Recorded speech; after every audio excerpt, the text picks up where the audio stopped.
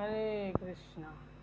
अब तो हमारे इस भौतिक धरातल पर निरंतर बने रहने का प्रमुख कारण क्या है? हम क्यों जन्म मृत्यु जरा व्याधि के चक्कर में ऐसे फंसे हुए हैं? इसका रीज़न क्या है? भगवान ने भगवद गीता में बताया।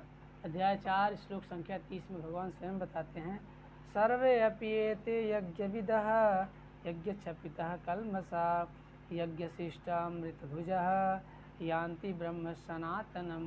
हे अर्जुन, ये सभी यज्ञ करने वाले यज्ञों का अर्थ जानने के कारण पाप कर्मों से मुक्त हो जाते हैं और यज्ञों के फल रूपी अमृत को चखकर परम दिव्य आकाश की ओर बढ़ जाते हैं। भगवान बार बार यज्ञ की तरफ निर्देश दे रहे हैं अर्जुन को। यज्ञ यहाँ पर बताया गया भक्तों, विभिन्न प्रकार के यज्ञों में द्रव्य यज्ञ, स्वाध्याय यज्ञ, ज्ञान यज्ञ, योग यज्ञ, बहुत प्रकार के यज्ञ।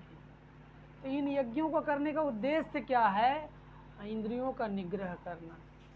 और इंद्रिय ही हमारे इस भौतिक संसार में फंसने का कारण है। इंद्रियां ही, ये जो हमारी इंद्रियां हैं ना, यही हमारे इस भौतिक संसार में हमें फंसाती। कोई न कोई इंद्रिय तृप्ति नहीं हो पाती और उसका चिंतन सदैव हमारे दिमाग में बना रहता है और वही चिंतन, वही इंद्रियों की अधूरी आशा लेकर हम पुनः इस संसार में आना पड़ता है। इसीलिए यज्ञ का विधान बताया गया। यज्ञ करके हमें इंद्रिय निग्रह करके भगवान के धाम जाने का प्रयास करना चाहिए, आध्यात्मिक धरातल की तरफ ऊपर उठने का प्रयास करना चाहिए।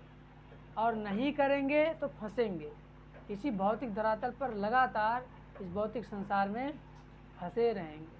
क्योंकि यज्ञ करते हैं तो बुद्धि सात्विक होती है, मन शुद्ध होता है और धीरे धीरे भगवान के तरफ हम बढ़ते हैं।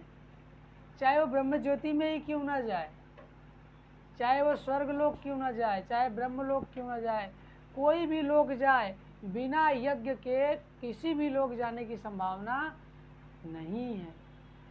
लेकिन भक्तों, यदि संकीर्तन यज्ञ किया जाए तो हम इसी जीवन में भगवत धाम जा सकते हैं, भगवान के धाम जा सकते हैं। लेकिन ये कैसे होगा? जब हम अपनी इंद्रियों को कंट्रोल में करेंगे, इंद्रियों का निग्रह करेंगे, इंद्रियों को नियंत्रित करेंगे। और इंद्रियों को नियंत्रित करने का सरल उपाय है भक्ति योग का अभ्यास करिए। इससे हमारी इंद्रियां हमारे नियंत्रण में होंगी और हम भगवान को समझ सकते हैं, जान सकते हैं, उनको पहचान सकते हैं और उनके पुनः उनके धाम वापस जा सकते हैं। हरे कृष्ण।